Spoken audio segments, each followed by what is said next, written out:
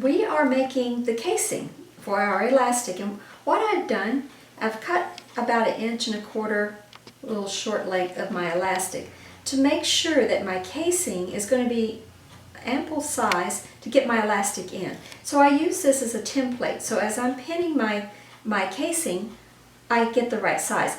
The first thing I have done is press the top crease in, as you can see here, all along this top edge. So it's already pressed once, this top edge. And see, there's my buttonholes, and they're about a 3/8 inch edge, from the edge of the center front.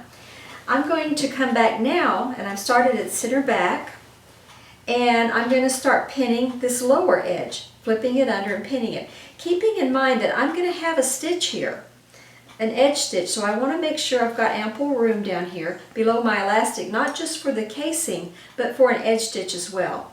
So I'm pinning, and I've pinned 2 pins perpendicular to the edge, because this is going to be the opening where I'm going to feed the elastic through. So I'll start and sew all the way around and stop over here.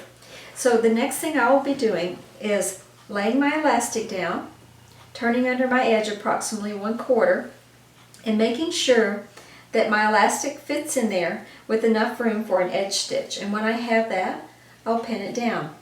And I'll do this all the way around and then press it so that when I get to my sewing machine and I start to sew, I'm not fighting with this fabric and trying to sew as well.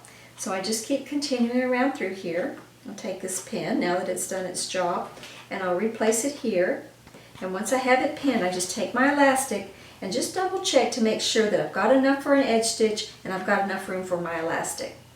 And we'll go all the way around through here, press it, and then we'll go back to the machine and sew it.